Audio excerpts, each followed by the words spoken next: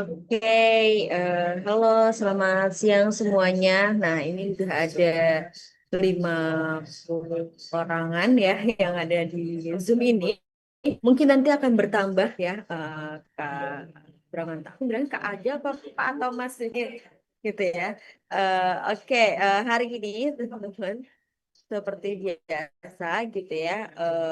Hari ini kedatangan industri ya, tamu dari industri gitu ya, yang pastinya sudah cukup profesional di bidangnya gitu ya. Jadi teman-teman semuanya bisa langsung tanya-tanya sama narasumber hari ini gitu ya. Jadi boleh jangan malu-malu yang masih belum bertanya, boleh bertanya juga ya teman-teman. Apa namanya, karena kemarin-kemarin masih ada yang belum bertanya, mungkin masih malu atau bagaimana gitu ya. Jadi boleh teman-teman yang kemarin masih belum bertanya, boleh silakan ditanyakan sama narasumber kita gitu ya. Karena narasumber kita pasti sudah berpengalaman di bidangnya, sudah menjalani juga bertahun-tahun ya pengalaman di industri. Jadi boleh teman-teman semuanya bertanya langsung ke eh, tim atau dari narasumber hari ini. Oke, tanpa berlama-lama gitu ya, kita langsung sambut aja Kak Bramanta Sadu. Silakan Kak Bramanta. Terima kasih Bu Maria atas kesempatannya. Halo, selamat siang di sana jam 1 ya, di sini udah jam 2 di Bali kita. Eh, Salam kenal teman-teman semua. Perkenalkan, nama saya Bramanta Sadus guys. Sambil share screen ya. Nah, hmm. Sudah kelihatan ya harusnya. Ya, jadi nama saya Bramanta. Eh, Saya dulu juga alumni di BINUS. Jadi dulu saya di BINUS Alam Sutra, saya ambil jurusan Mass Communication. Nah, sekarang saya sudah bekerja profesional ya, sudah 4 tahun lamanya. Jadi nanti teman-teman boleh panggil saya Bram aja nggak masalah. Oke, eh, saya lanjut, saya cerita sedikit background tentang saya. Jadi, ini kok nggak mau connect sih? Oke, ya, gimana? Sorry. Oke, jadi saya sedang menjalankan beberapa eh, profesi ya yang saya lakukan sekarang itu eh, semuanya berkaitan dengan dunia marketing and communication dan juga content creation ya. Jadi pekerjaan utama saya ini jadi cluster marketing communication manager di hotel di Bali. Jadi ada 2 hotel yang saya manage, itu ada Cross Pasha Bali Seminyak, terus ada Cross Vibe di Kuta juga. Jadi ada 2 hotel ini. Lalu di satu sisi saya juga menciptakanlah satu media, travel and lifestyle media, di mana kliennya itu sebenarnya adalah orang-orang seperti saya yang kerja di Markom di hotel. Jadi kita placement iklan di media. Nah, salah satu ini saya juga bangun di sini. Jadi saya mau bikin ekosistemnya. Nah, sebagai individu pribadi, saya juga every now and then saya bikin konten, dan somehow dengan lifestyle yang saya bangun, kan saya juga suka olahraga. Mungkin teman-teman di sini banyak yang suka ikut lari, ikut high rocks atau apapun itu. Nah, saya juga kebetulan melakukan hal tersebut, dan akhirnya saya bekerja samalah dengan salah satu brand kesehatan. Dia brand smartwatch, mungkin teman-teman cukup familiar namanya Amazfit gitu. Jadi ini adalah tiga pekerjaan yang sebenarnya itu adalah sebuah ekosistem ya. Jadi em, mungkin saya bisa share sedikit. Jadi teman-teman, ini pertama kali saya sharing dan membagikan ilmu. Saya juga yakin mungkin beberapa teman-teman di sini yang tertarik dengan content creation, bahkan mungkin sudah ada ya yang bikin konten juga, atau mungkin sudah jadi influencer juga. Jadi kalau misal kalian punya insight-insight, by all means kita bisa sharing-sharing di sini. Oke, kita masuk. Oke teman-teman, jadi hari ini saya akan membahas beberapa hal. Yang pertama itu adalah kreator versus profesional. Lalu nanti di poin kedua itu gimana caranya kita bisa bekerja sama dengan brand atau dengan klien ya. Lalu yang ketiga itu nanti ada personal branding. Nanti kita akan bahas cukup detail di sana seberapa pentingnya sih personal branding di era sekarang ya. Lalu nanti ada sedikit quiz dan nanti ada kita debat lah, nggak debat sih, lebih ke discussion bersama aja. Saya pengen teman-teman juga membagikan insight yang kalian punya gitu. Oke. Ya saya ini ada kelas premisnya saya tulis di sini. You will live with a clearer way to sell your value and not just your content. Jadi kalau memang teman-teman di sini punya keinginan atau sudah mungkin ya membuat konten atau pengen jadi konten kreator, nanti bisa punya apa namanya visi yang lebih clear lah mau kemana arahnya seperti itu. Oke teman-teman, ini aku mau nanya nih sama teman-teman, ada yang tahu nggak ya perbedaannya antara kreator dan profesional kreator? Mungkin teman-teman ada yang tahu?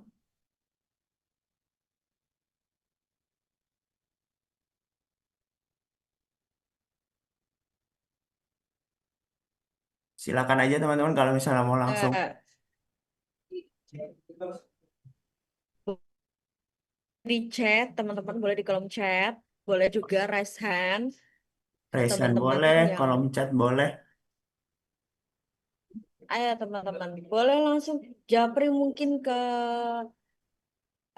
Bramnya ya, langsung boleh, Yes. Mm, nih mm, ya. mm. Boleh langsung di chat ya. Ini chatnya di sini ya. Saya agak kurang familiar ya. Bentar. Ya. Masuk ya berarti chat saya itu ya. Oke.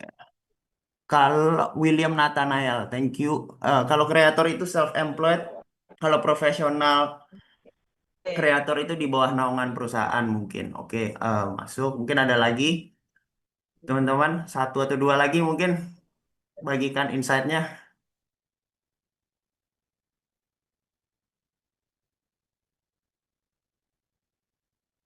Wah, nggak ada lagi nih. Profesional karakter itu di sponsor brand. Kalau konten kreator itu kerja individual dengan passion. Nah, itu juga bisa tuh. Bisa masuk masuk. Sudah hampir mendekati. Udah sih sebenarnya ya. Oke, basically aku coba lanjutkan ya. Eh, kok gini, sorry. Oke, ya benar yang tadi disampaikan. Eh, konten sebenarnya secara general konten kreator itu kan udah pasti kayak kita create konten, tapi profesional konten kreator itu adalah bagaimana seseorang itu bisa menciptakan konten yang ada value-nya, ada nilainya. Nilainya itu apa? Macam-macam nilainya tuh tidak selalu dalam bentuk uang ya atau cash ya. Itu juga salah satu dari value-nya. Tapi bagaimana ketika konten itu bisa memberikan impact yang baik gitu. Baik dari secara edukasi atau bisa mengubah pola pikir seseorang jadi bisa menggiring opininya orang gitu untuk mengikuti kalian itu dengan value-nya dan make sure tuh value-nya tuh benar-benar nilai yang berdampak. Nah, kurang lebih seperti itu. Dan benar tadi yang sempat disampaikan adalah bagaimana perbedaannya itu ada di yang tadi dibilang itu ada yang bekerja hanya dengan passion. Kalau kreator biasanya siapapun bisa ya. Kita hidup di era yang siapapun sebenarnya bisa jadi kreator. Dan bahkan kreator sendiri ini bisa dari semua eh, fokus pekerjaan ya. Ada yang orang finance bisa bikin konten kreator juga, ada yang orang olahraga bikin konten kreator juga. Jadi sebenarnya bisa dari manapun. Nah, kalau misalnya yang kreator biasa, itu biasanya dia hanya fokus sama konten-konten yang menurut dia secara subjektif bagus gitu. Terus selalu cuman berpikirnya cuman tentang like, view, sama personal taste-nya dia sendiri-sendiri. Dan itu kan setiap orang tuh berbeda-beda ya. Dan mereka biasanya postingnya ya suka-suka mereka kapan mereka mau posting. Terus kebanyakan semuanya masih mengira-ngira lah gitu ya. Nah, tapi berbeda ketika kita sudah masuk ke arah yang lebih profesional. Nah, ke arah yang lebih profesional ini biasanya mereka udah sampai di level yang mereka nggak kerja sendirian. Maksudnya dalam artian, eh, misalnya saya di sini bikin konten di Instagram. Nah, di Instagram itu konten-kontennya saya bekerja sama sama brand. Jadi saya harus bisa mengerti brand ini maunya apa sih dari saya. Apakah dia hanya sekedar promosi lewat saya hanya untuk nambah awareness-nya mereka. Ada juga brand yang minta ke saya untuk membantu menjual produknya mereka quote on quote ya. Mungkin kalian sering melihat influencer-influencer yang ngasih promo code dan lain sebagainya. Itu kan supaya mereka bisa nge-track seberapa efektifnya eh, campaign atau konten yang kita buat untuk mereka seperti itu. Dan kita juga kalau di profesional tuh bedanya kita benar-benar secara hati-hati kita perhatikan relevansi dari audiens kita siapa gitu. Audiens kita siapa, kita juga pikirkan bagaimana mencapai result yang lebih baik. Saya yakin teman-teman juga banyak yang lebih paham dari saya, mungkin terutama generasi Z dan ke bawah lagi itu lebih ngerti TikTok tuh gimana. Gimana cara ngasilin result yang lebih baik, apakah jamnya, apakah format kontennya dan lain sebagainya. Itu sudah masuk ke arah profesional. Lalu biasanya kalau sudah kerja sama-sama brand udah pasti ada deadline, ada agreement di sana. Nah, jadi seperti itulah kurang lebih perbedaannya, teman-teman. Nah, bicara tentang brand nih, ya, teman-teman. Di sini ada yang pernah ada yang pernah udah jadi influencer atau mungkin kerja sama sama ini nggak, sama brand nggak sebelumnya mungkin.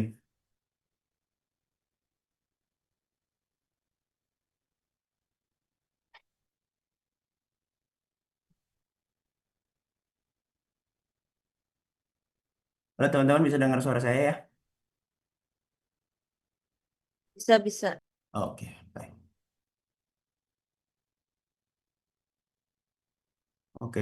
Jadi intinya sebenarnya kembali lagi ya, kalau biasanya kita kerja sama brand itu biasanya ngelihat dulu nih. Kita kan mau membangun nih ya, contohnya membangun kita punya eh, profile ya, konten kreator. Nah, misalnya brand itu masih mencari seseorang yang ini udah pasti kalian tahu lah ya sebenarnya, seseorang yang sesuai dengan brandnya relevan gitu. Misalnya saya kerja di hotel, saya nggak mungkin cari influencer yang isi kontennya make upan gitu. Jadi itu brand fit dan audience relevansinya itu harus harus sama gitu. Karena kadang eh, banyak sekali saya di ekosistem marketing communication di sini yang mereka punya target atau KPI, pokoknya sebulan kamu harus undang 30 influencer gitu. Tapi karena mereka nggak bisa ketemu nih relevansinya, mereka undang-undang itu influencer selama followernya banyak gitu. Nah, kita nggak mau seperti itu. Dan dari kita juga sebagai influencer, kalau memang mau atau sebagai content creator memang kita mau ke arah profesional, memiliki reputasi yang baik, kita juga harus pilih nih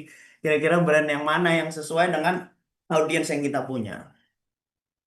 Lalu biasanya brand itu cari konten quality. Nah, teman-teman, konten quality ini kan eh, kalau kita awal-awal kadang mulai kontennya masih seadanya aja ya. Cuman memang seiring berjalannya waktu kita harus pelan-pelan bisa meningkatkan kualitas konten agar brand-brand lain itu juga mau masuk gitu ke kita.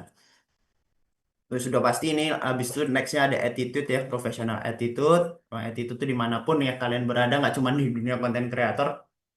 Sehebat-hebatnya kalian, sepinter-pinternya kalian. Kalau misalnya eh attitude-nya enggak sih pasti akan bye-bye. Lalu clear communication, sudah pasti konsistensi dari konten kalian. Jadi kalau misalnya kalian memilih nih jalur kesehatan doang, lari doang ya, make sure lebih banyak larinya daripada yang randomnya seperti itu. Lalu di sini deadline disiplin, ya disiplin sesuai dengan perjanjian dengan brand tersebut. Dan biasanya alangkah baiknya, ini jarang sekali nih, bisa ngasih report, campaign report. Jadi hasil dari kontennya itu kira-kira engagementnya berapa dan like-nya berapa segala macam itu kita laporkan kembali kepada eh, brand yang kerjasama dengan kita gitu. Nah, di sini saya tulis followers can open the door, tapi professionalism keeps the relationship. Ini di setiap slide saya tambahin beberapa kata-kata yang menurut saya sangat penting ya.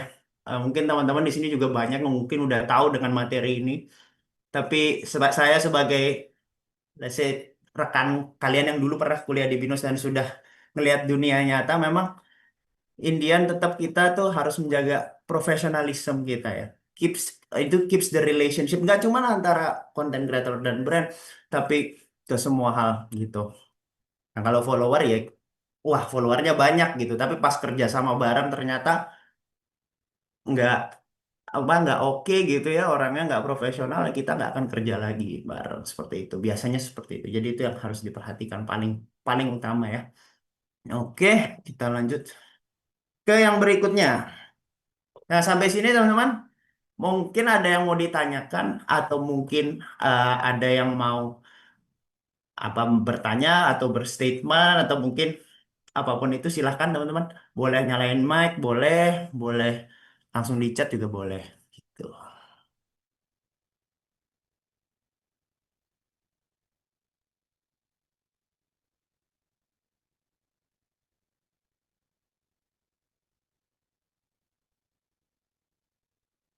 Halo.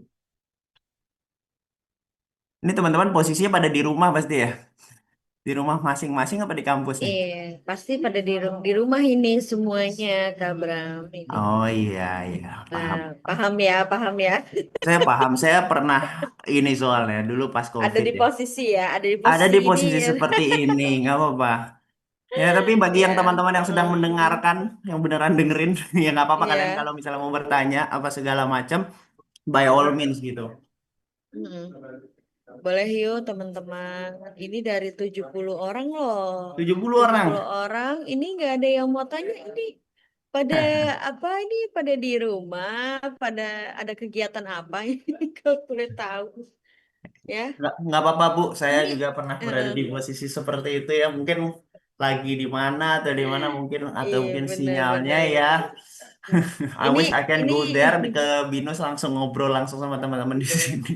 iya benar. Boleh, boleh tuh, boleh. Boleh banget.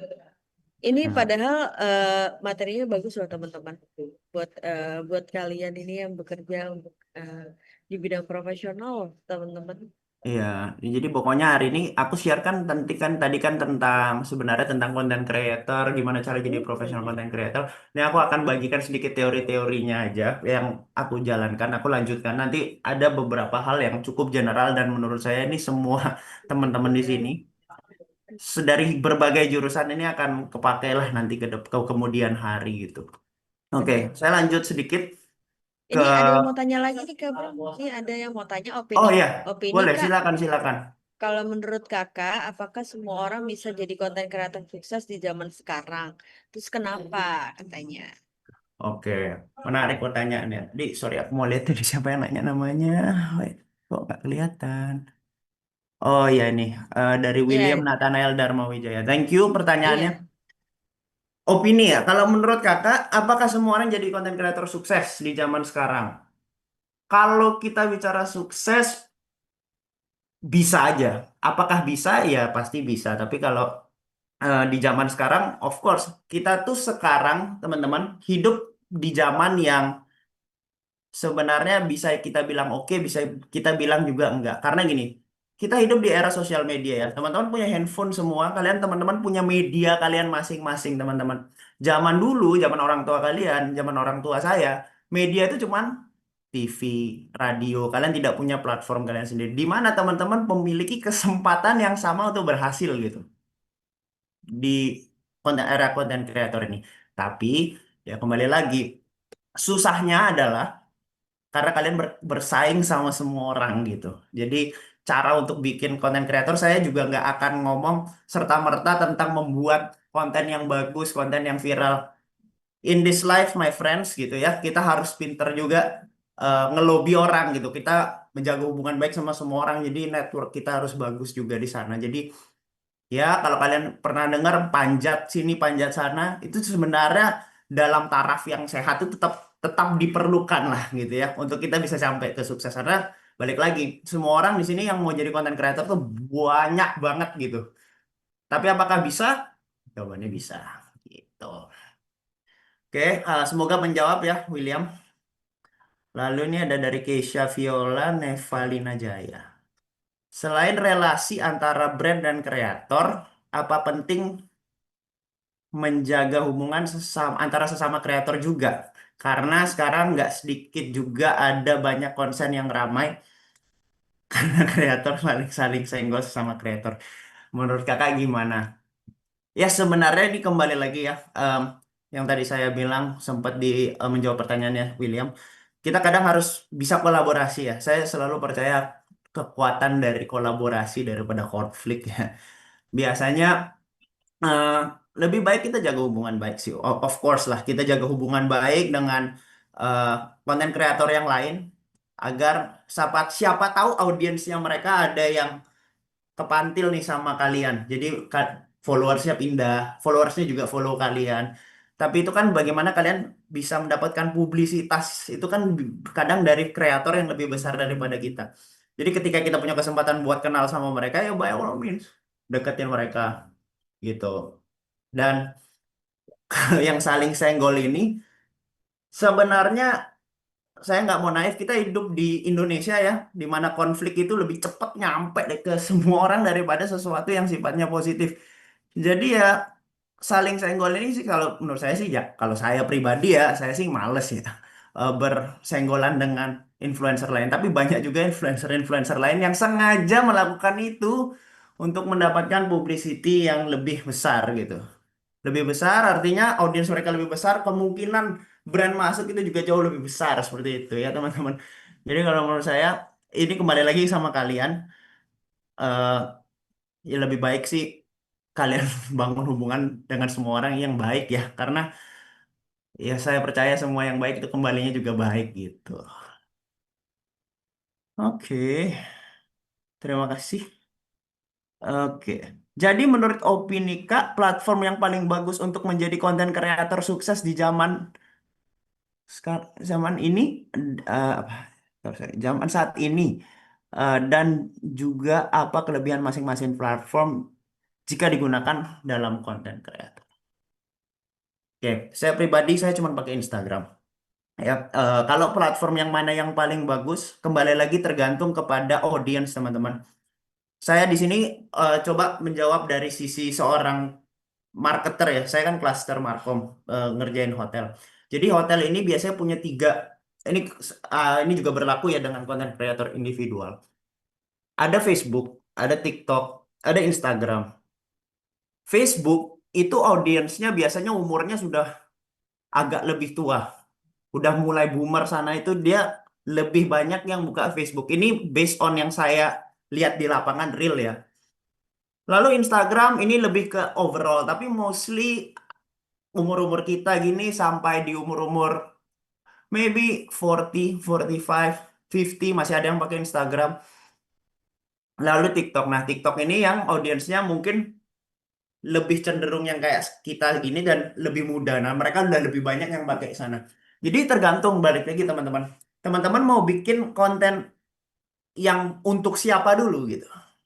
Kalau kalian mau bikin kontennya buat audiens yang umurnya let's say yang di tengah-tengah ya kalian masukin di Instagram gitu. Kalau misalnya audiens kalian ternyata bapak-bapak atau ibu-ibu, om-om, tante-tante yang udah lebih senior dari kita, mungkin Facebook jawabannya. Dan itu kan dari umur. Kembali lagi, teman maunya gimana nih? Konten kreator itu harus lihat audiensnya dulu kalau mau sukses biasanya. Mau sukses gede di platform tersebut ya. Atau kalian bisa langsung mirroring tiga-tiganya dan kalian lihat responnya dari mana gitu. Kalau paling bagus yang mana sih saya jujur susah jawabnya ya karena kembali lagi tergantung di mana gitu dan siapa. Kadang-kadang nih bagus menurut kamu nih apa? Contoh ya, ini saya kasih contoh real. Di hotel, follower Instagram hotel saya itu paling besar. Lalu follower Facebook page-nya itu jauh lebih sedikit. Saya nembak iklan di dua platform ini yang followernya lebih banyak, dia tidak menghasilkan uang sama sekali. Sementara yang Facebook, walaupun followernya jauh lebih sedikit, tapi kualitas audiensnya itu mereka masuk dan mereka belanja dan mereka nginep di hotel kita gitu. Jadi kembali lagi nih, tergantung dari sisi mana kita melihat. Jadi kalau menurut saya kamu mau bikin konten kreator ya kamu pakai aja dulu start dari yang kalian paling paling sering pakai gitu. Kalau bisa kalian mirror ke semuanya, by all means gitu.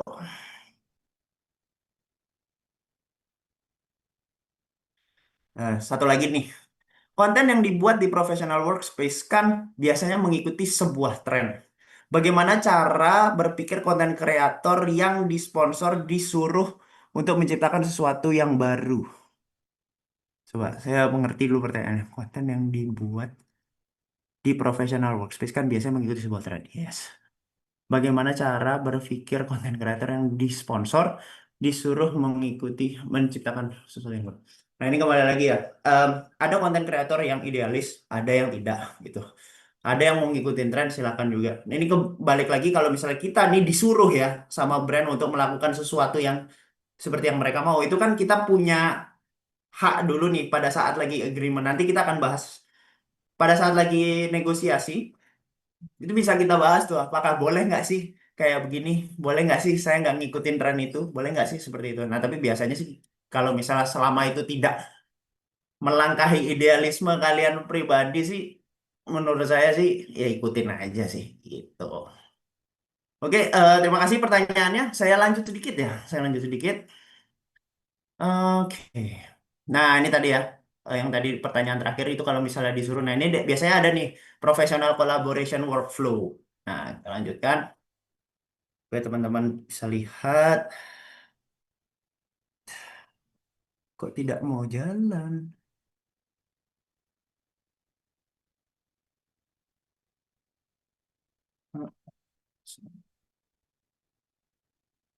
Oke.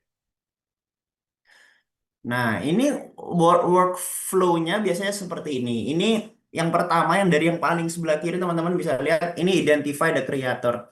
Identify the creator ini goes both ways ya, dua arah. Baik dari kreatornya ke brand atau dari brand ke kreatornya. Pasti kita lihat dulu yang tadi saya sebutkan relevansinya gimana, gitu. Lalu masuk ke first approach. First approach ini ya biasalah kita nge-DM, halo Kak, kita tertarik nih dengan konten-konten Kakak karena konten-konten Kakak sepertinya sesuai dengan standar brand kami gitu. Ataupun sebaliknya, kayaknya brand Kakak ini kita bisa bantu highlight dengan konten-konten kami sehari-hari. Jadi itu udah ada first approach di sana. Lalu ada discussing offers. Nah, di sini nih biasanya yang tadi di pertanyaan yang terakhir itu biasanya discuss dulu nih offernya, rate cardnya berapa nih, kita bisa kasih harga. Oke, hargaku sekali ngepost IG Reel 3,5 juta, 4 juta, 5 juta tergantung itu gimana. Lalu di sana nanti sudah nego-nego-nego, sudah oke, lalu masuklah ke apa namanya, sorry, tadi discussion itu dia bahas nih kontennya mau kayak gimana segala macam, level difficulty-nya mau seperti apa. Aku bayar kamu lebih tapi bikin kontennya yang lebih bagus dong, frekuensinya lebih banyak dong, yang kayak gitu gitu tuh semua di situ. Dan kita sebagai kreator bisa nolak juga gitu. Kalau menurut kalian terlalu berat dan tidak sesuai ya tinggal ditolak aja gitu. Lalu masuk ke agreement. Nah, agreement biasa sign MOU gitu. Nah, masuk ke production. Nah, nanti kita dari content creator nih yang bisa melakukan production. Yang bikin videonya lah lain sebagainya. Begitu videonya jadi biasanya kita tuh yang baik ya, itu kirim dulu ke brandnya. Jadi brandnya akan mereview dulu, ada yang perlu direvisi kah, ada yang enggak kah. Nah, itu nanti kalau sudah oke, udah di approve langsung di post. Biasanya setelah di post ini baru kita kirim reportnya balik dari influencer, dari content creator yang ngirim report. Dan kalau kita nih user influencernya, kita juga make sure kita harus minta report untuk mempertanggungjawabkan eh, influencer yang kita ajak kerjasama. Oke. Nah, ini di bawah saya tulis a collaboration is not finished when the content is posted. It is finished when the client wants to work with you again. Nah, banyak juga nih ya, itu kembali lagi ya. Kita sebagai content creator profesional ya, kita ngomong pro gitu. Kita harus bisa menyesuaikan itu dan gimana cara kita bisa mendeliver hasil yang memuaskan untuk mereka gitu. Kembali lagi ya, memuaskan itu tergantung dari maunya klien itu apa. Ada yang mau supaya followernya follower kalian tuh juga ketularan ke brandnya buat brand awareness, ada juga brand yang nggak peduli sama itu. Dia suka cara kamu bikin video, sangat sinematik, sangat advertisable lah, dan mereka boleh pakai konten kalian buat iklan mereka. Itu juga ada. Nah, salah satunya saya di Macefit itu saya punya kemampuan produksi tim yang cukup baik. Jadi mereka suka cara kita konten, jadinya dikerja sama. Akhirnya kita kerjasama, kita deliver lah gitu. Oke, ya. Ini ya, tadi yang sempat saya bahas. Ini my three perspektif dari ketiga hal yang saya kerjakan dalam waktu yang bersamaan. Yang pertama, as a Marco Manager. Nah, teman-teman mungkin nanti di sini ada yang kerja jadi marketing. Saya yakin one day pasti salah satu dari kalian akan ada yang kerja Markom. Ya, biasanya dari Markom ini kita yang memilih. Kita punya campaign ini mau dibawa kemana sih? Kalau di hotel, contohnya kita punya eh, campaign kampanye marketing summer holiday. Nah, kalau di Bali ini summer holiday ini biasanya orang Australia ini pada datang nih ke sini. Itu biasanya kita ngiklan ke sana. Punya campaign summer holiday kita pilih siapa kita mau naruh promosinya ini ada di mana. Oke, yang pertama kreator atau influencer. Nah, influencernya siapa? Apakah orang influencer orang Australia lah, influencer yang follow influencer Indonesia yang followernya banyak orang Australia lah. Terus kita placement lagi ke media. Media yang relevansinya tentu dengan target market yang kita tuju. Seperti itu. Itu dari sisi Markom Manager. Lalu sebagai media owner dan brand ambassador ini bracket yang lagi satu. Jadi ada dua bracket, bracket user sama bracket konten kreatornya ini.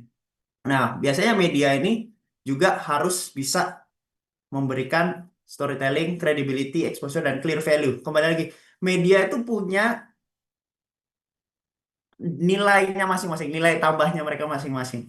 Terutama di media travel ya, travel and hospitality mereka punya apa namanya daya tariknya mereka masing-masing. Kebetulan di VND Media di tempat saya lebih banyak database readernya itu orang US.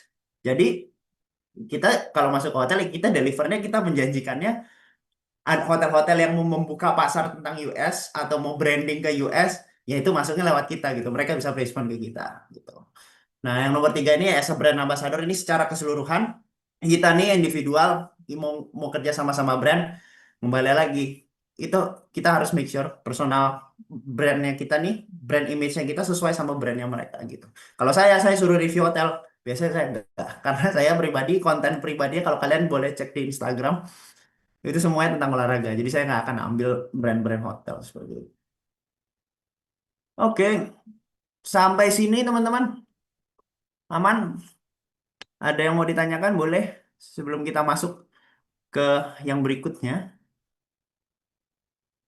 Wah, ini ada pertanyaan yang cukup panjang nih. William, aktif sekali loh William ini.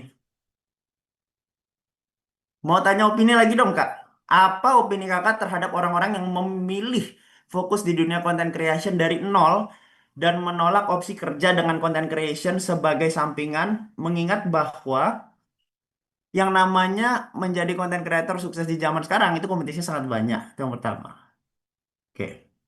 Yang kedua, bagaimana opini kakak sama konten yang viralnya itu bukan luck dan merupakan framework yang tercapai dari gabungan antara values yang align dengan audiens dan yang bagus.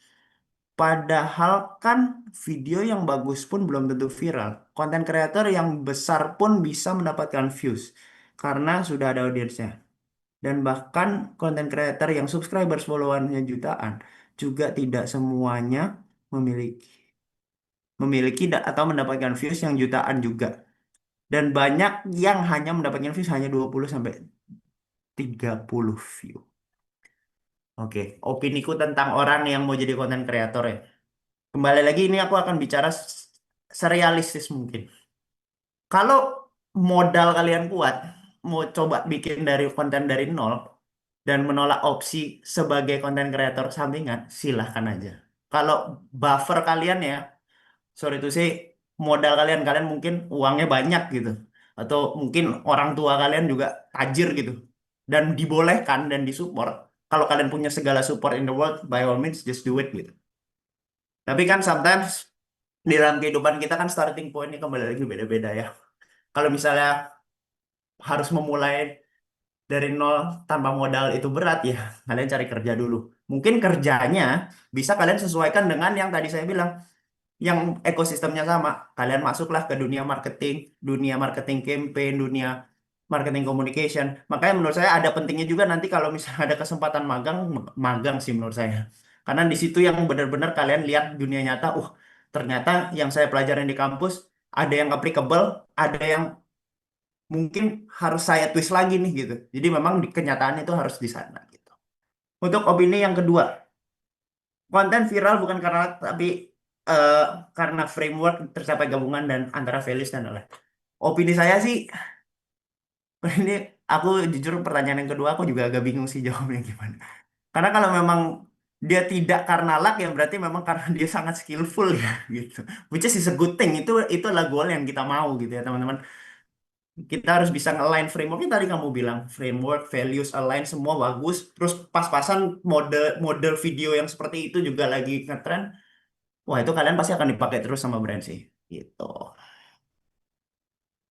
Oke, semoga menjawab. Oke, kita akan lanjut nih teman-teman. Aku mau sedikit bahas tentang analisaku pribadi tentang masa yang akan datang ya, teman-teman. Ini cukup penting. Ini saya bukan mau nakut-nakutin ya, teman-teman. Nanti tahun 2030 atau in the next berapa tahun itu akan semakin susah kompetisinya ya. Nah, akan ada yang namanya perang harga, price wars karena terlalu banyak, terlalu banyak kompetisi dari semua bidang. Ini nggak cuma dari konten kreator, bahkan dari saya owner media pun media-media baru tuh pasti akan keluar terus. Jadi selalu akan ada yang lebih baik dari kalian, itu sudah pasti. Nggak mungkin nggak ada, itu sudah pasti ada. Yang lebih berskill pasti ada. Nanti ke depannya AI ini bakal bakal makin canggih. Zaman saya kuliah, saya masih belum ada AI itu, saya masih setengah mati juga ngerjain skripsi ya. Kalau sekarang mungkin lebih mudah gitu. AI 2 tahun lalu sama tahun ini itu udah beda jauh juga skillnya. Maksudnya eh, dia punya kemampuan itu sudah gila banget sekarang. Kalian mau tanya apa lagi? Mau suruh AI bikin video sendiri? Bisa. Saya bikin konten kreasi di hotel.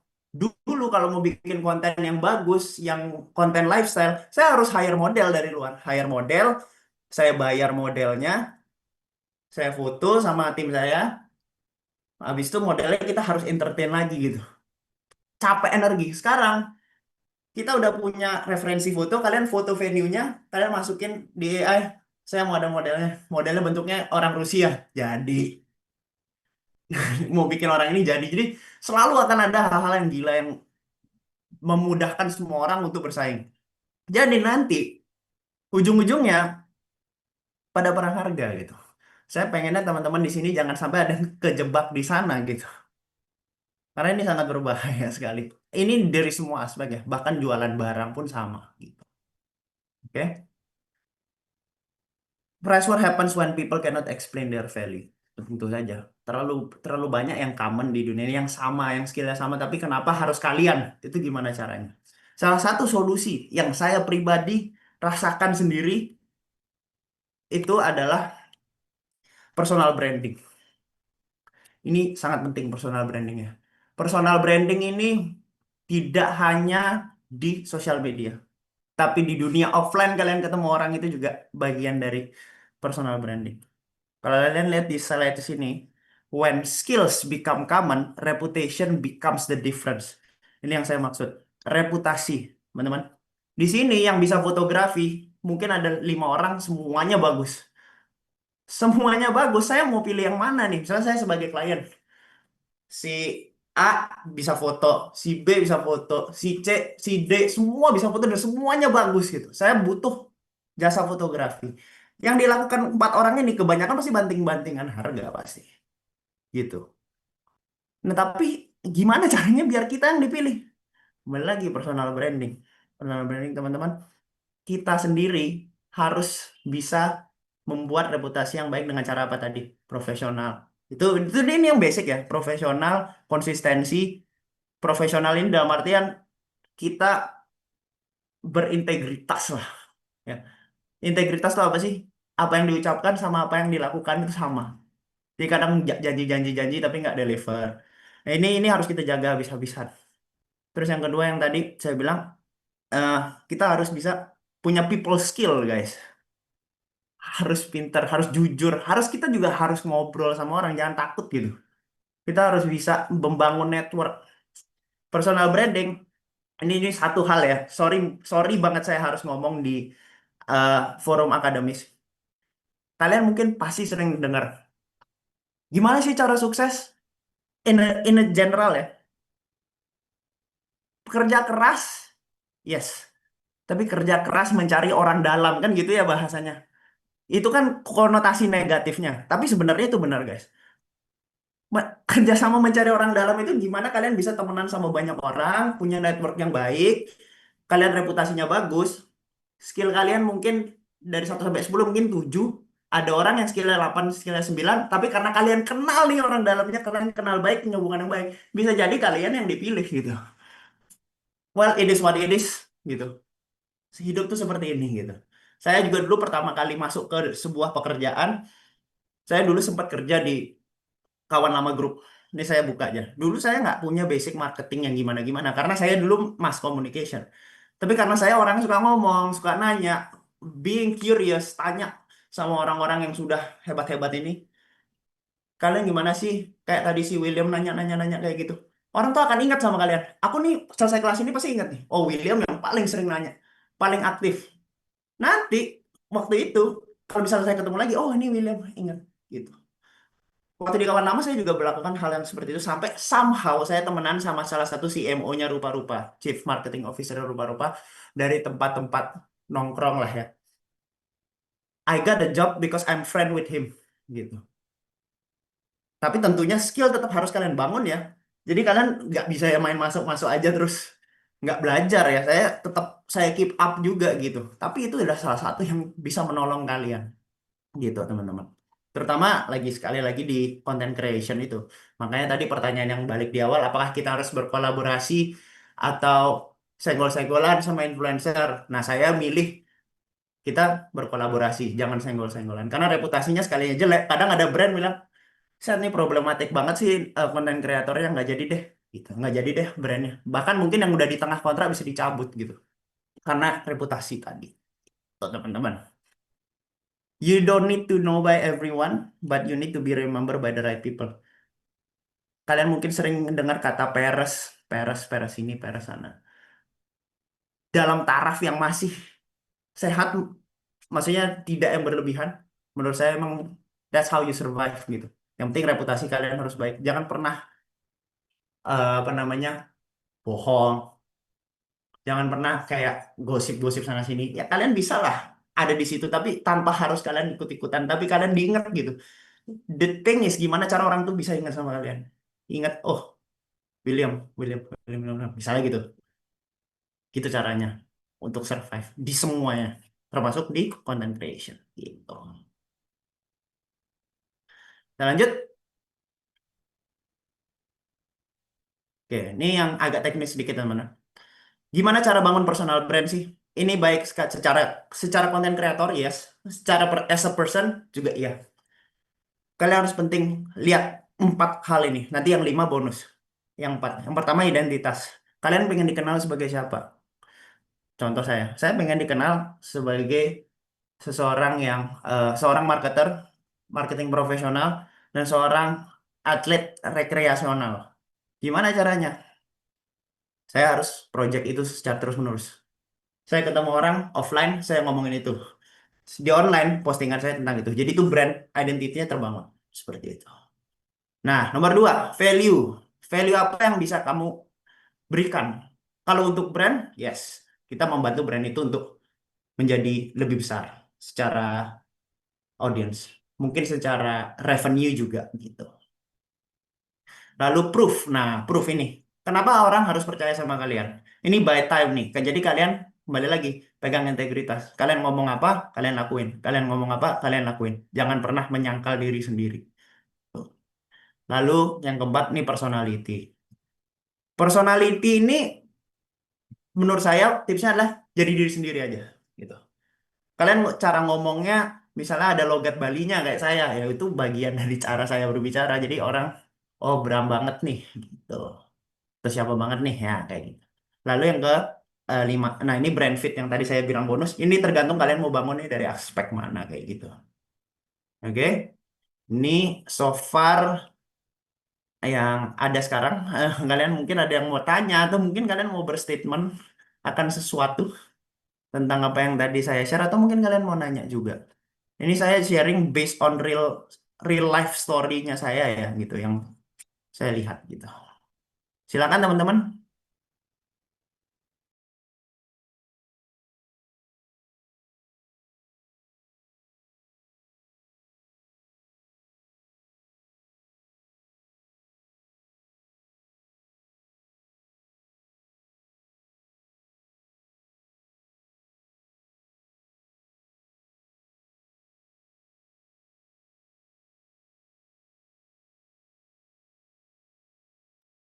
Oke, tidak ada pertanyaannya. Nanti kalau mau tanya langsung aja di chat. Nanti saya, oh silakan Dinda. Siapa nih? Oke, saya rasa nggak ada ya.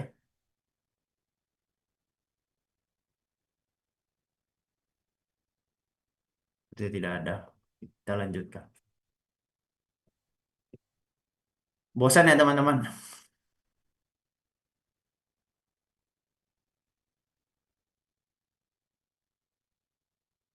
Oke, saya lanjut sedikit kalau begitu. Oh, ada pertanyaan Kak dari Keisha. Dari Keisha Kak di Oke, kolom chat. oh ya ya ya, ini saya lihat. Mm-mm. Mm-mm. Oke, thank you Bu.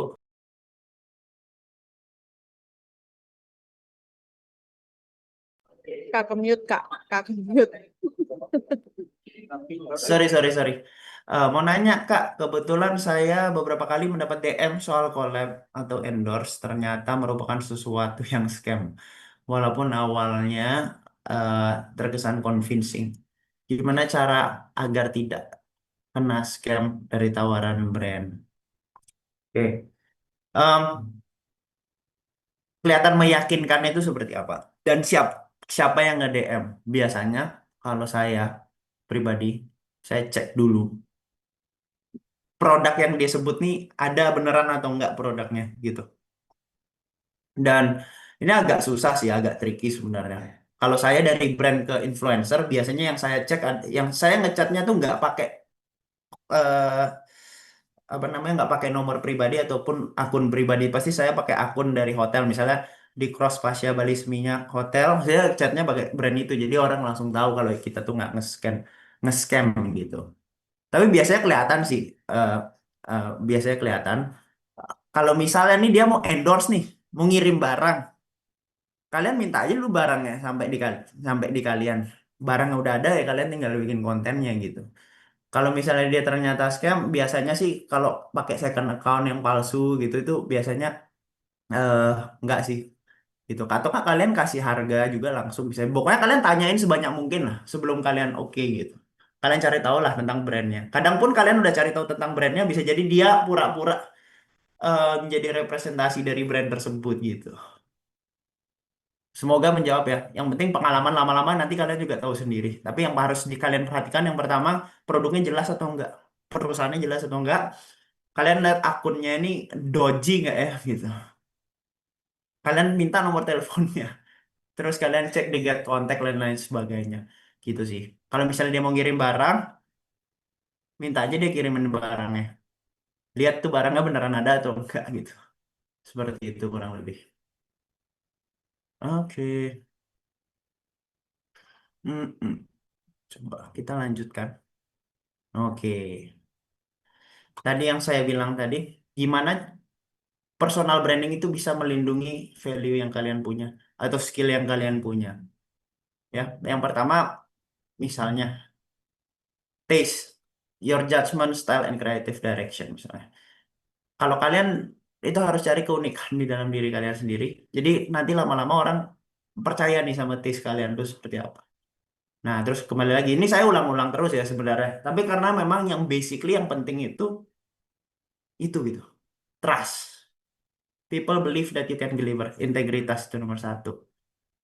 Lalu di sini ada network. Yang tadi saya bilang, semakin banyak kalian kenal sama orang, semakin banyak kalian bertemu orang-orang besar ya, terutama itu akan lebih baik buat kehidupan dan karir kalian. Lalu konsisten, konsistensi, bikin kalian gampang diingat. Terus kalian bikin hal yang sama. Konsistensi ini yang paling susah sih menurut saya. Ketika kita membangun personal branding itu, ini yang paling susah. Karena reputasi itu dibangunnya tahunan, teman-teman. Dihancurinnya cuma 5 detik. Misalnya saya contoh sederhananya supaya lebih gampang paham. Waktu pertama kali saya kerja, eh, saya punya bos itu banyak yang galak gitu kan. Galak, saya kesel. Saya mikir, wah suatu hari saya nggak mau jadi bos yang seperti itu gitu. Sampai di hari di mana saya akhirnya berada di posisi di mana saya mesti menjadi leader buat banyak orang. Saya mau nge-brandingin diri saya sebagai leader yang nggak pernah marah, leader yang sabar gitu. Udah saya bangun nih bertahun-tahun, 3 bulan, 5 bulan, 6 bulan. Ada masalah saya tahan, ada masalah saya tahan. Suatu hari saya meledak sekali. Saya marah. Dan lumayan keras marahnya. Itu brandingnya saya yang saya bangun berbulan-bulan dan bertahun-tahun itu hancur hanya dalam 5 detik saya marah. Orang akhirnya nggak jadi, wah ternyata Bram nggak sabar orangnya, ternyata dia bisa marah juga gini gini segala macam. Seperti itu. Itu konsistensi branding. Kalian mau memproject apa keluar? Kamu sebagai orang yang happy kah? Sebagai orang yang energetik kah? Gitu. Kalian harus sebisa mungkin memproject hal yang sama dan berulang-ulang kali gitu. Oke? Branding kalian berhasil kalau misalnya tiba-tiba nih karena kalian selalu orangnya happy. Once kalian diem bentar dikit aja orang udah nanya, kamu kenapa hari ini? Nah, itu berarti branding kalian itu udah masuk dan nancep ke kepala mereka gitu. Kalau orangnya happy, Bram orangnya happy, itu siapa orangnya happy. Nah, itu terus brandingnya. Orangnya bertutur katanya sopan, orangnya bertutur katanya casual dan agak selengean dikit. Nah, itu branding yang harus kalian bangun terus tergantung kalian mau pakai yang mana gitu. Oke, point of view. Nah, kembali lagi, point of view. Your voice is difficult to copy. POV ini penting ya teman-teman. Saya yakin semua teman-teman di hidupnya di sini tuh semuanya menarik. Semuanya bisa dijadiin film. Nah, kita harus bisa mencari POV dari hidup kita yang mungkin sedikit berbeda dari yang lain dan relevan dan juga eh, menarik gitu buat teman buat orang. Jadi, kalau kalian lihat di sosial media, sangat jarang sekali kalian melihat hal-hal yang jelek di kehidupan orang itu. Saya nggak pernah ngepost sesuatu yang jelek tentang hidup saya. Pasti saya postingnya yang bagus-bagus, selektif lah di situ. POV kalian harus bagus. Lalu kembali lagi ya tadi reputasi, the reason why people recommend you. Oke, if people only know your price, they will compare you with everyone. Tadi yang saya bilang. If people know your value, they remember you differently. Ingat ya teman-teman, kalau cuma ngasih harga tapi nggak ada substance-nya, kalian akan di-compare habis-habisan. Gitu. Ada saya contohnya kecil lagi. Saya mungkin teman-teman yang cowok di sini tahu baju Uniqlo oversize itu harganya 100 ribuan, 200 ribuan. Tapi ternyata di TikTok juga udah banyak yang jual. Tapi for some people seperti saya masih mau beli di Uniqlo daripada di luar. Walaupun di luar harga lebih murah, karena dia sudah membangun apa? Membangun branding yang sangat baik gitu. Nah, ini juga berlaku dengan kalian sebagai profesional nanti ke depannya. Ya, oke, saya cek pertanyaan dulu. Oke, ini ada tanya dari William lagi. Mungkin kalau dalam industri kreatif, termasuk marketing, bagaimana caranya sih atau respon apa sih yang tepat untuk menjawab pertanyaan yang kayak konten ini kira-kira selesainya kapan? Sementara kita mungkin karena kurang pengalaman jadi kurang yakin gitu bisa menyelesaikan dalam 3 hari atau seminggu. Dan jika ternyata belum selesai atau gagal mendeliver konten on time, bagaimana cara kita menyelesaikan masalahnya? Maaf, kayaknya kameranya dipin, jadi nggak bisa kelihatan screen-nya. Oh, nggak kelihatan screen-nya ya? Waduh, sorry. Bu Maria, kelihatan nggak ya screen saya, Bu? Kelihatan, kelihatan kok. Oh, kelihatan. Oke, oke, oke. Oke, menjawab pertanyaannya William, karena belum ada pengalaman nih, kita nggak tahu berapa hari ya. Kita tuh sebaiknya menurunkan ekspektasi mereka dulu kalau gitu. Kalian ambil jarak terjauh.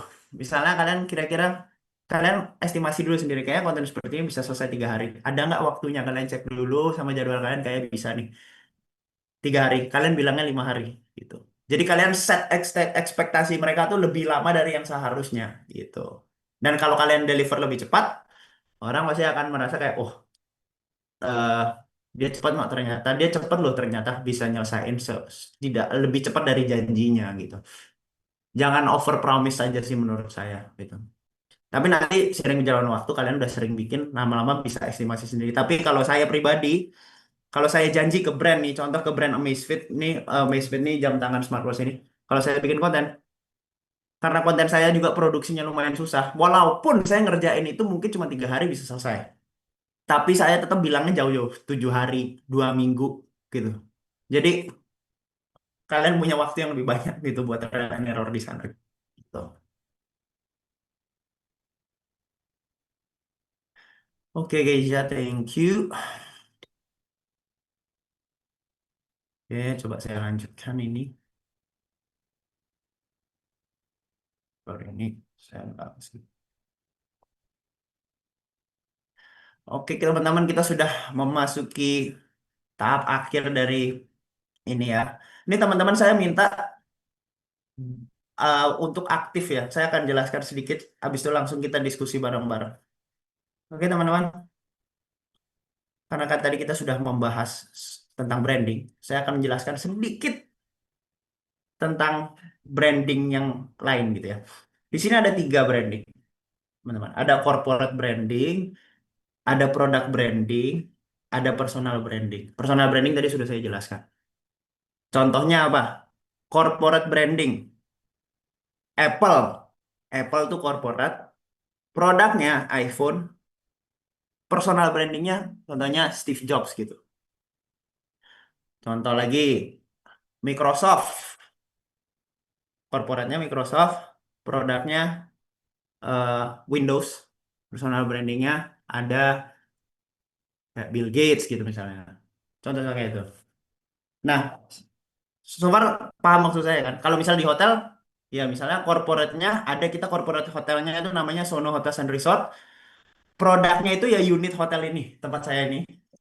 Tempat produknya hotelnya Prospasia, personal brandingnya saya gitu di sini gitu. Teman-teman so far paham konsepnya kan? Kalau paham, ini saya meminta diskusi. Kira-kira nih, menurut kalian dari ketiga branding ini yang paling pentingnya yang mana? Apakah corporate branding, product branding, atau personal branding gitu? Oke, Leonardo personal branding, personal branding, personal branding. Nice. Oke, boleh kasih tahu nggak alasannya kenapa personal branding lebih penting? Udah jago-jago semua ini di sini mah. Coba boleh kasih yang tadi jawabannya personal branding. Kenapa personal branding lebih penting daripada produk branding dan lebih penting daripada corporate branding? Ada yang bisa Coba kasih tahu kasih alasannya? perbandingan teman-teman. Coba kasih perbandingan. Oh, ada di kolom chat, di kolom chat. Oke, karena keunikan yang bisa membedakan kita dari kompetisi yang lain. Yes. Habis itu personal branding karena pas mau ngajak kolaborasi kita mencerminkan brandnya. Oke. Ada lagi orang mengingat reputasi dan orangnya. Yes, bisa. Oke. Ada lagi mungkin?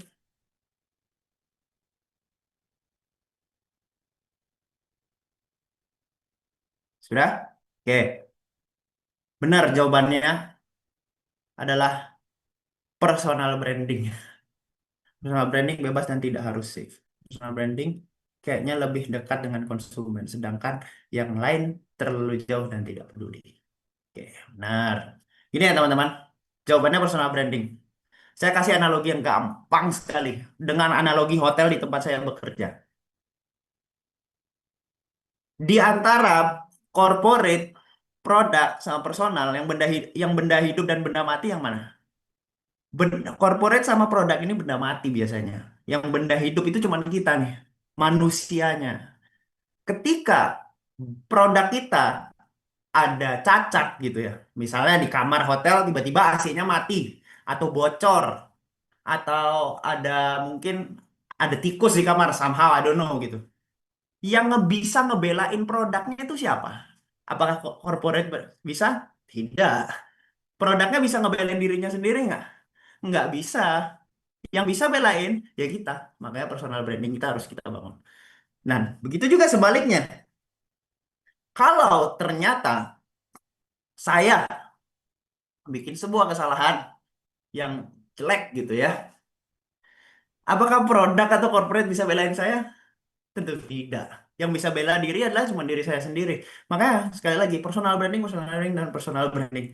Produk itu comes and goes guys. Ya, produk corporate itu comes and goes.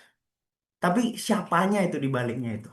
Bahkan kadang produk sama corporate-nya di tempat kalian bekerja atau di apapun itu, yang tadinya terlihat biasa-biasa aja, itu bisa jadi apa-apa karena personal brandingnya itu sangat kuat sekali. Saya yakin teman-teman di sini ada yang tahu Labubu kan? Pasti tahu Labubu kan teman-teman? Saya well, I don't know that Labubu. Mungkin Labubu itu cuman boneka biasa. Mungkin teman-teman lihat, tapi kenapa bisa tiba-tiba jadi laku banget? Karena dia dipegang ke oleh personal brand, digendong sama personal brandingnya siapa? Sama Lisa. Kalau nggak salah Lisa, correct me if I'm wrong ya. Aku nggak terlalu ngikutin, tapi aku dengar seperti itu. Jadi ada Blackpink, ada Lisa. Nah, dia megang Labubu itu langsung Labubu tuh jadi laku banget gitu. Padahal produknya ya udah Labubu aja. Tanpa Lisa, Labubu ini nggak bisa laku gitu. Misalnya di hotel saya mungkin hotelnya biasa-biasa aja, tapi karena reputasi saya, orang kenal saya baik. Oh, Bram kerja di sana, Bram kerja di cross, cross, cross. Tadinya yang nggak kelihatan ini bisa jadi kelihatan cuman gara-gara kalian. Gitu. Jadi itulah pentingnya teman-teman.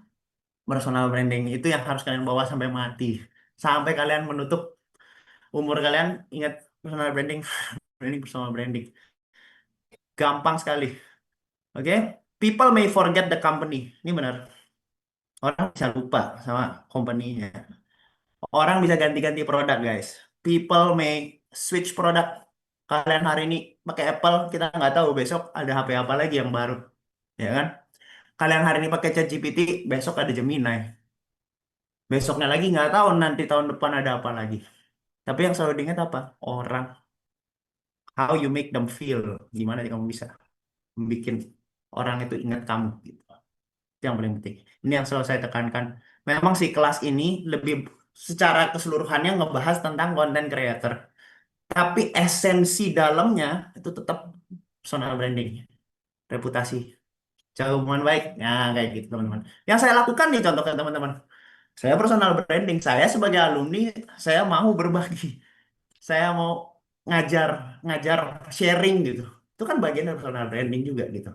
Oh, nanti orang-orang kantor ngeliatnya, wah si Bram mau lo dia berbagi. Nah, itu pencitraan ya, menjaga citra yang baik gitu. Ya, which that's all. Itu sebenarnya nggak masalah. Hmm, hmm, hmm, hmm, hmm. Oke, so far hari ini sebenarnya itu saja ya teman-teman. Mungkin ada yang mau bertanya lagi atau mungkin mau memberikan statement atau mungkin ada yang nggak setuju sama aku. Nggak apa-apa juga. Boleh kita sharing-sharing.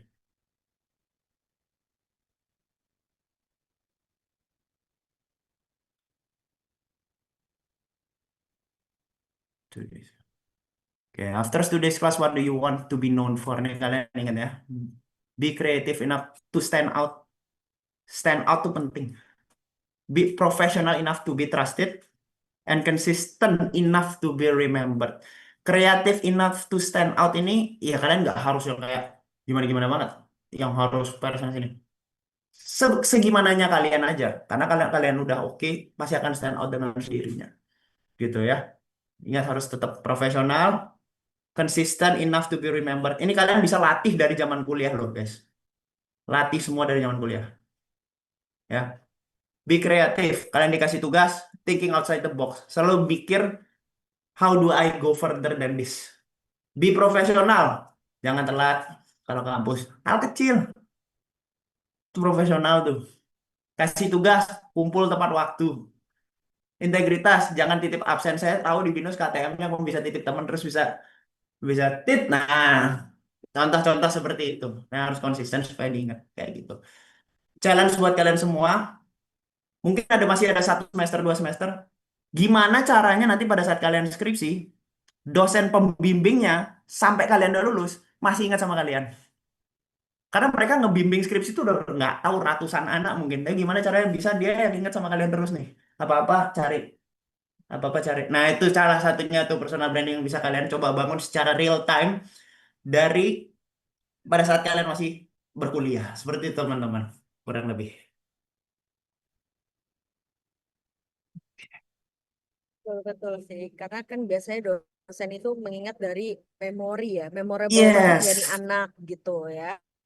Biasanya itu yang diingat itu kalau nggak bandel banget ya, Hmm. pinter banget, sama rajin banget tuh ya. Jadi kalau misalnya anak-anak ini kadang yang diem banget, yang pojok-pojok itu juga suka kadang diingat ya gitu. Jadi kalian harus Nah, mempunyai personal branding. Nah, kebetulan personal branding dibuat itu karena cukup sulit ya, karena nggak mungkin sebulan, 2 bulan, atau sehari, 2 hari itu kalian udah bisa membuat personal branding gitu ya. Kak Bram, benar ya? betul, betul banget, betul banget. Nah, ini ada pertanyaan sedikit nih ya, nih kayaknya nih. Eh, Gimana caranya stand out tanpa dianggap aneh? Hmm. Well, kalau kita mencoba untuk menjadi berbeda di sebuah grup kelompok, biasanya pasti akan dianggap aneh karena orang menganggap eh, hal yang tidak familiar dengan mereka itu sebagai aneh. Tapi ya gimana ya, gimana kamunya aja sih sebenarnya menurut aku.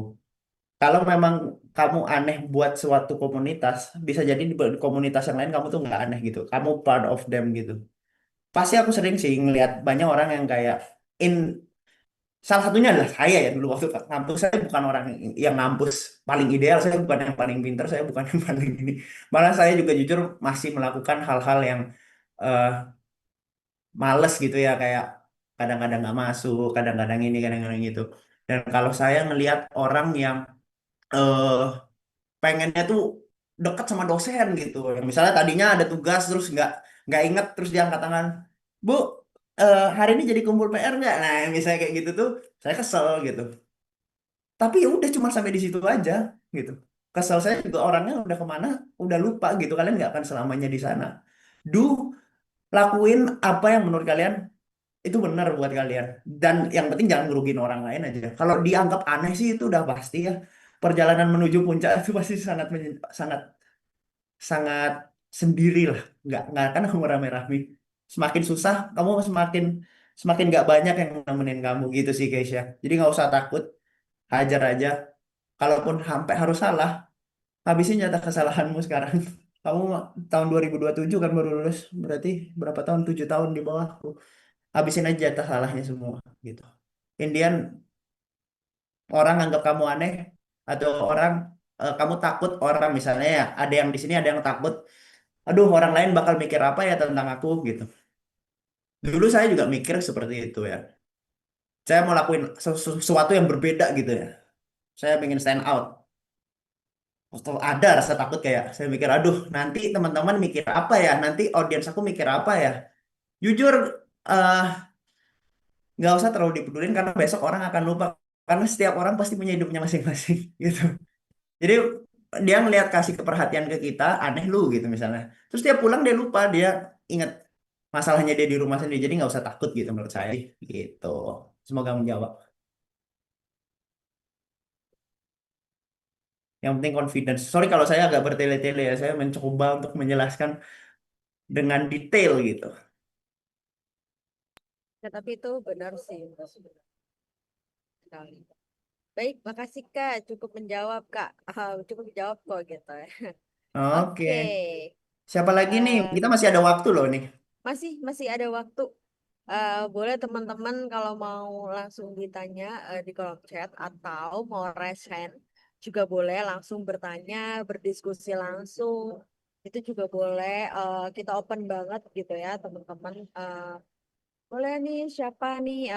Hafiz, ada nggak pertanyaan? Atau ada nih dari 90 anak ya yang di sini join. Ini ya, masa tidak ada yang bertanya sih. Yang bertanya itu-itu aja dari tadi ya, kalau di saya perhatikan gitu ya.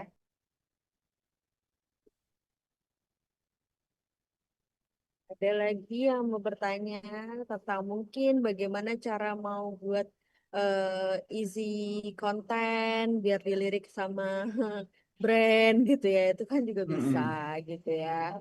Boleh, boleh, Itu boleh. gimana? Teman-teman kalau Kak, misalnya mau ngecek Instagram saya, ini saya di chat ya. Tadi kayaknya sempat ke skip. Misalnya mau ngecek, ada yang mau kalian tanyain dari situ juga bisa.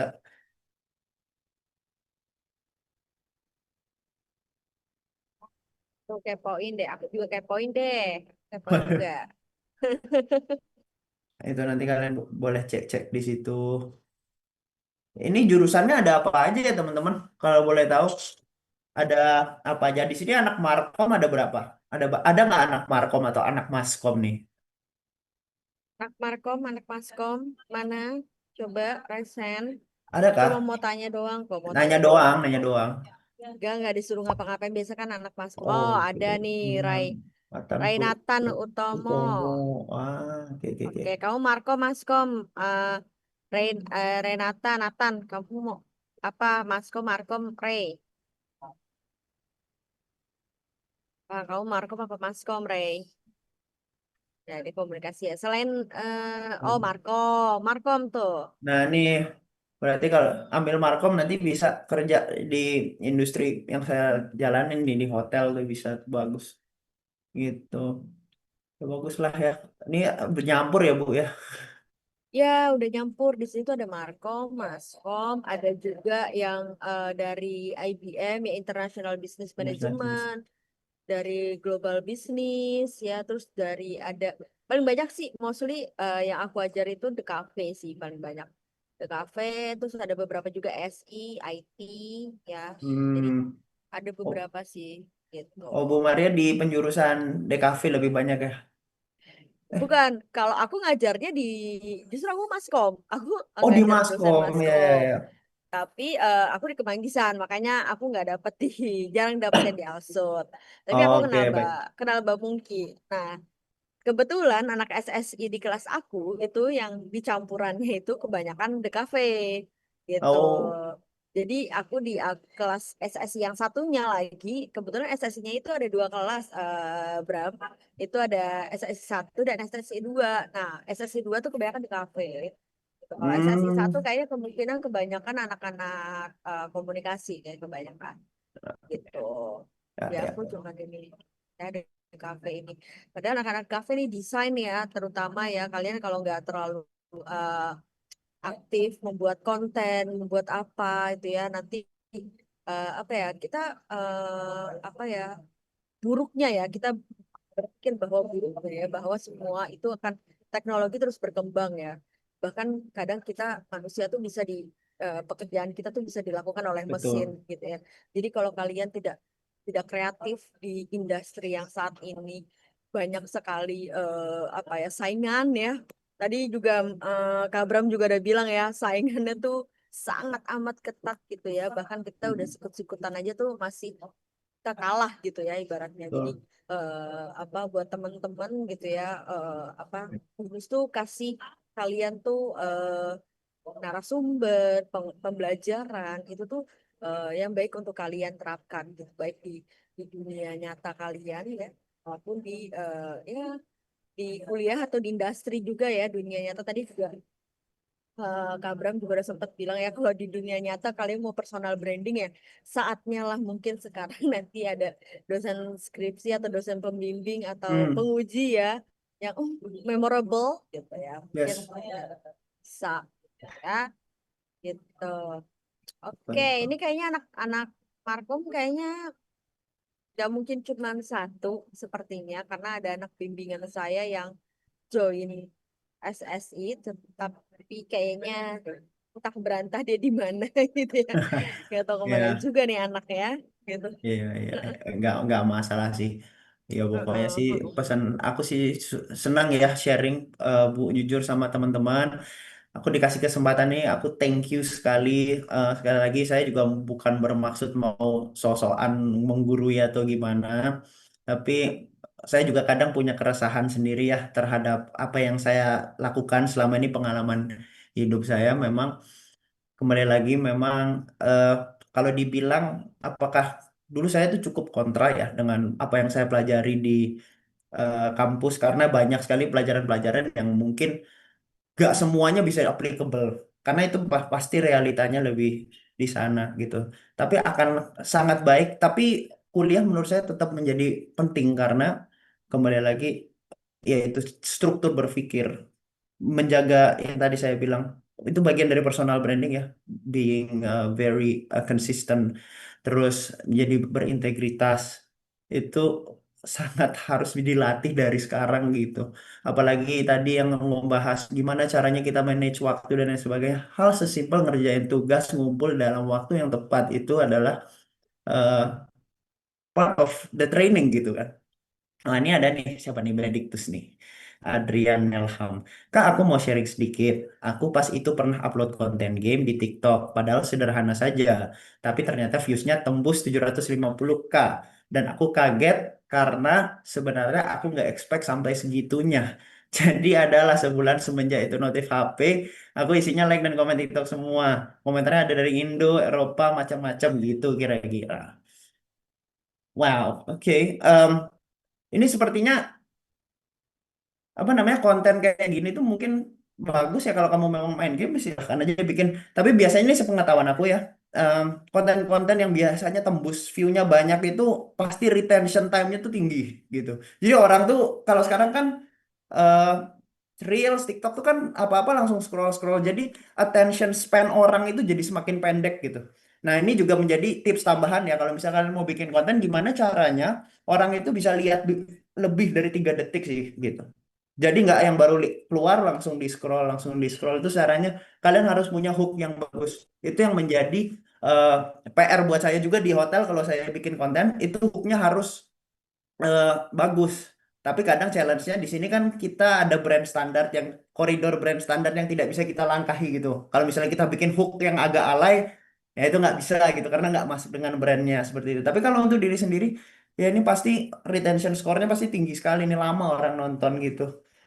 Jadi bisa nih teman-teman juga kalau mau coba nyari-nyari duit tambahan kalian bisa jadi Clippers sih. Sekarang Clippers tuh udah wah gila sih itu aplikasi sudah Clipper. banyak kalian nonton-nonton itu kalian bisa clipping-clipping kalian upload tuh kalian bangun apa namanya traffic gitu itu juga bagus salah satu karir atau buat karir sih saya nggak tahu ya tapi menjadi salah satu eh, source of income yang kalian bisa dapatkan gitu Betul itu betul. sih Clipper tuh udah banyak banget sekarang. Wah, udah menjamur. Bahkan tuh apa ya, Clipper tuh jauh lebih gede penghasilannya gitu ya. Jadi emang orang-orang tuh pada banyak yang bikin Clipper, benar benar benar. Itu apa tuh namanya valid sih gitu. mm-mm. Nah, itu oke banget sih saya pengen nyoba sebenarnya tapi saya nggak ada waktunya buat nyoba tapi itu sangat menjanjikan cuman ya balik lagi semakin lama semakin banyak dan clipping tuh sekarang nggak ini loh nggak manual udah ada AI-nya juga bahkan di CapCut aplikasi CapCut tuh sudah ada kalau kita ngupload video terus kita pencet AI untuk ininya apa namanya untuk highlighting bagian-bagian pentingnya itu biasanya langsung ke potong-potong sendiri gitu secanggih itu. Ini teman-teman belajar AI juga ya jangan lupa. Tapi jangan dipakai buat ngasal-ngasalan juga ya. Kalau misalnya skripsi teman-teman pakai AI tetap kalian harus lihat karena jujur AI-nya belum secanggih itu sekarang. Masih banyak. Ini yang harus diingat ya. AI makin lama makin canggih. Tapi AI belum secanggih itu guys. Gitu dan kalian bisa malah justru dengan AI kalian bisa diskusi lebih banyak gitu. Nanti pada saat sudah bikin skripsi kan biasanya ada teori dan konsep. Nah, biasanya kan kebanyakan kita ngelihat dari predecessornya kita bikin apa namanya skripsi itu kurang lebih seperti apa ya teman-teman. Eh, Misalnya dulu saya bikin podcast dan eh, saya bikin radio podcast gitu. Saya bikinnya tugas akhir. Terus ada teori dan konsep pendukungnya. Saya pakai yang predecessor punya saya.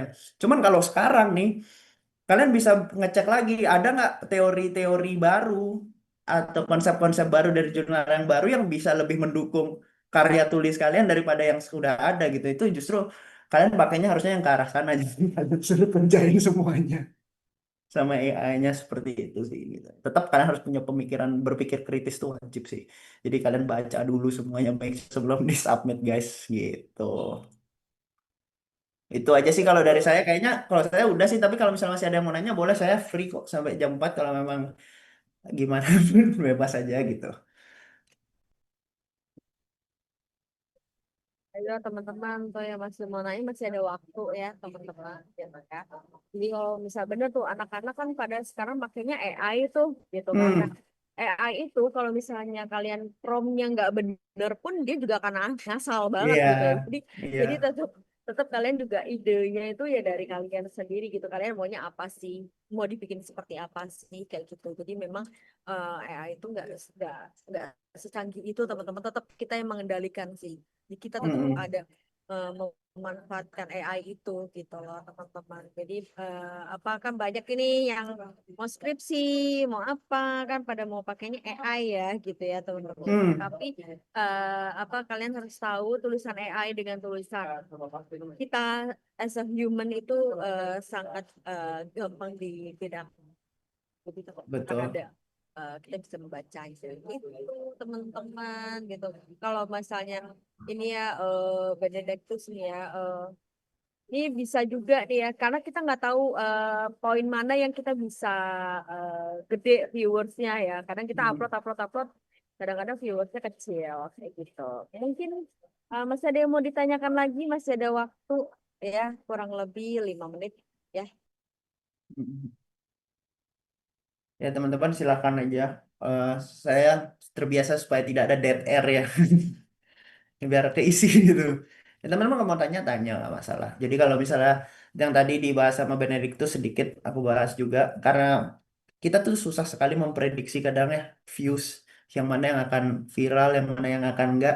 Kadang yang video yang kita niat banget bikinnya malah nggak viral, tapi yang malah kita bikinnya yang ngasal-ngasalan malah viral gitu. Jadi memang sometimes it's very hard untuk kita memprediksi apa yang menjadi ramai gitu. Jadi ya tetap terus harus belajar sih. Tapi intinya kuncinya kalau misalnya buat konten yang formatnya Reels dan TikTok itu hooknya, retention time-nya itu harus bagus gitu. Dan kalian bisa lihat kalau kalian rajin dikit aja kalian lihat tuh di sosmed tuh banyak di internet lah ya di YouTube banyak kok yang memberikan cara-cara yang kurang lebih eh, tips-tips gimana caranya bikin eyeball retentionnya tuh lebih lama gitu. Jadi itu bisa kalian cek sih. Kalau misalnya kalian mau tes, kalian tes-tes aja terus coba terus coba terus coba terus. Kalau misalnya kalian udah terus-terusan bikin gagal, kalian juga harus bisa introspeksi juga gitu. Introspeksi maksudnya kalian bikin 15 video, 15-15-nya nggak ada yang viral. Berarti something wrong with the format. Itu harus kalian bangun gitu. Ya, itu sih teman-teman. Kalau misalnya nggak ada lagi, pesan terakhir saya adalah tetap terus jaga personal branding. Ketika kita mau achieve sesuatu, kalian harus konsisten. Konsisten itu kan ada yang bisa bilang eh, repetition is the mother of all skill, ya kan? Tapi saya nggak percaya itu. Saya nggak percaya repetition, saya percaya reiteration. Reiteration itu berbeda dengan repetition. Kalau kalian ngulangin terus sama, tanpa ada kesadaran atau awareness, itu ya akan sama terus hasilnya. Tapi ketika kalian melakukan repetisi, reiterasi itu repetisi, tapi setiap repetisi kita coba cari apa yang kira-kira bisa lebih baik dari yang sebelumnya. Itu baru kalian bisa mencapai mastery dari apapun yang kalian mau kerjakan. Saya Bramanta Sadu, terima kasih semuanya atas waktunya. Terima kasih Bu Maria, terima kasih teman-teman sudah mendengarkan hari ini ya. Saya senang sekali. Terima kasih kesempatannya. Oke, thank you banget. Wah, tadi quotes-nya oke sih, tapi benar sih apa namanya kita nggak bisa 15-15-nya kita bikin peng gitu ya, kita naikin semua nggak ada yang oke gitu ya. Berarti ya ada something wrong gitu loh dari yang apa yang kita buat. Ya, berarti kita harus introspeksi bahwa oke formulanya berarti kita ubah nih, berarti nggak kemakan nih kita rubah lagi gitu. Tadi quotes-nya oke banget ya. Saya suka sekali ya quotes-nya berarti harus terus berintrospeksi diri bahwa sebenarnya kegagalan itu bukan dari suatu hal yang nggak bisa kita perbaiki, tapi itulah diri kita yang harus kita perbaiki untuk kedepannya lebih baik lagi. Gitu teman-teman. Kurang lebih seperti itu. Thank you banget Kak Bramanta untuk waktunya, untuk sharing-sharingnya. Thank you so much ya. Mungkin nanti di lain kesempatan kita bisa datang untuk onsite ya, tidak online ya, biar kita bisa ceceran satu-satu langsung ya, gitu ya. Boleh, Oke, oke, thank you Kak Bramanta. Jangan kapok-kapok kalau diundang sama kita lagi. Thank you pasti so dong. Jangan much senang ya. hati. Oke, thank Terima you kasih. Kak. Bye-bye. Bye bye. Oke, untuk teman-teman semuanya, nanti akan ada link apa namanya, link evaluasi ya yang akan dikasih ke apa. Nah, oke sudah ada link evaluasi. Jadi teman-teman silakan isi untuk link evaluasi hari ini. See you sampai bertemu di next week ya berarti di pertemuan selanjutnya. Thank you teman-teman semua. Ada